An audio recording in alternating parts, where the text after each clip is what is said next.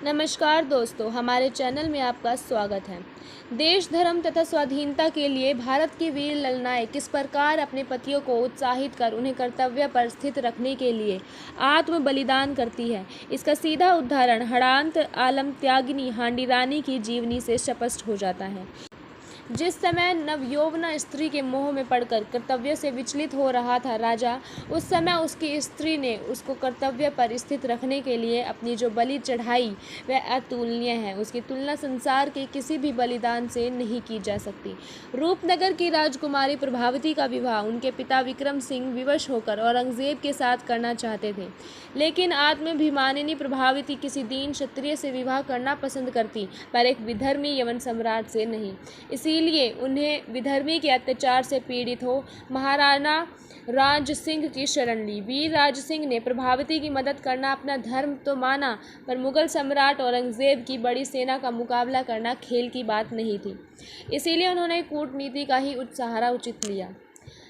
राज सिंह ने अपनी सेना को दो भागों में विभक्त किया। थोड़ी सी सेना लेकर वह स्वयं रूपनगर जाना चाहते थे, पर मुगल सम्राट की सेना को राह में ही रोके रखने के लिए बहुत बड़ी सेना की आवश्यकता थी। इसीलिए उन्होंने अपनी बड़ी सेना को इस कार्य के लिए भेजना चाहा। अब प्रश्न यह उठता है कि इस सेना का प्रधान नायक कौन होगा। प्राय सभी वीर सरदारों से पूछा गया, पर किसी की हिम्मत इतनी थोड़ी सेना लेकर मुगलों की विराट सेना का मुकाबला करने की न हुई। यह देखकर वीर सरदार चंदावत से नहीं रहा गया। यद्यपि अभी वे 20 वर्ष के ही नवयुवक, पर फिर भी उनके हृदय देश तथा धर्म की रक्षा के लिए सदा आतुर रहता था। इसीलिए वह उसी क्षण तैयार हो गए। वीर चंदावत का विवाह हांडी रानी के साथ अभी हाल ही में हुआ था। हांडी रानी के ससुराल आए अभी 3 ही दिन पूरे हुए थे। उनकी अवस्था इस समय केवल 16 वर्ष की ही थी। वह जैसी रूपवती थी, गुणवती भी वैसी ही थी। पढ़ना लिखना, सीना परोना, अस्त्र शस्त्र चलाना, आखेट करना आदि सब गुण से वह निपुण थी। जब उसे वीर सरदार चंदावत के युद्ध में जाने की खबर मिली, तब उसके आनंद की सीमा नहीं रही। उसे उस बात पर गर्व था कि चंदावत के युद्ध से विजय प्राप्त कर आने से वह एक वीर सरदार की रमणी कहलाएगी। वीर चंदावत अंतःपुर में आए। हांडी रानी ने स्वयं अपने हाथ से उन्हें रण क्षेत्र के लिए सुसज्जित किया। जब वे तैयार हो गए, तब बड़ी प्रसन्नता से रानी उनको विदा कर स्वयं परमात्मा से उनके विजय पर सकुशल लौट आने की प्रार्थना कर रही थी कि इतने में ही अपने पतिदेव को लौटते देख बड़ी आश्चर्य हुई और उनसे लौटने का कारण पूछा। चंदावत ने कहा, प्राण वल्लभे, मैं इस युद्ध से लौट आने की कोई आशा नहीं है। तुम अभी नव यौवना हो, संसार के अनुभव से शून्य हो। ऐसा न हो कि यौवन के मध्य में मतवाली होकर अर्थ का अनर्थ कर डालो। देखना, कुल की लाज रखना। पतिव्रत धर्म से पगी हुई रानी के हृदय पर चंदावत के संदेह युक्त वचनों से बड़ा भारी आघात पहुंचा, पर उसे सहन करती हुई वीरवला ने कहा, स्वामी, जिस प्रकार आप लोग देश, धर्म तथा जाति के लिए अपनी जान कुर्बान करना अपना कर्तव्य समझते हैं, उसी प्रकार हम स्त्रियां भी अपने स्वामी, धर्म, देश, जाति तथा पतिव्रत के लिए प्राण देना जानती हैं। संतोष रखिए और सहर्ष युद्ध में जाइए। यदि आप विजयी होकर आएंगे तो मैं आपको विजय माला पहनाऊंगी और आजीवन दाम्पत्य सुख का भोग करूंगी। और यदि आप वीर गति को प्राप्त हुए तो निश्चय जानिए कि मैं भी सती होना जानती हूँ। इसीलिए आप निसंकोच होकर युद्ध में जाइए, अपने कर्तव्य पथ से न हटिए।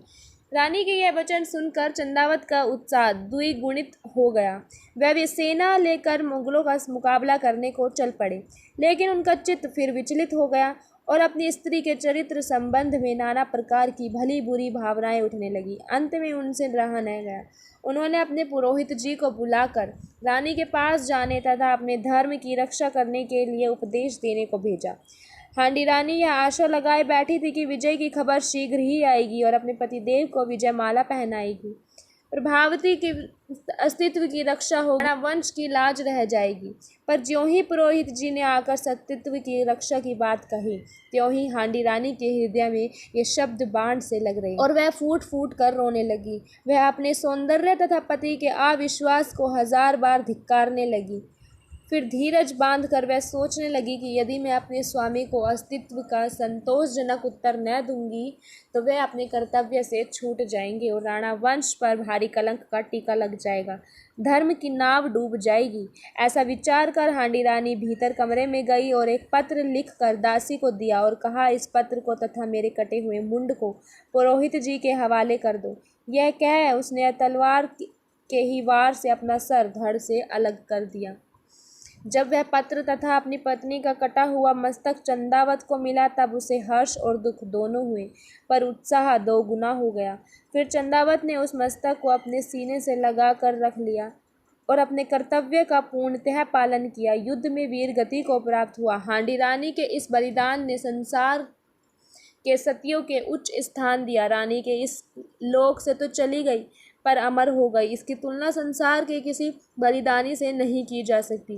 धन्य है वह देवी जिसने अपने स्वामी को कर्तव्य पर स्थिर रखने के लिए अपने जीवन की बलि चढ़ा दी। अगर आपको हमारी कहानी पसंद आए तो चैनल को सब्सक्राइब करके बेल आइकन ज़रूर दबा दें। धन्यवाद।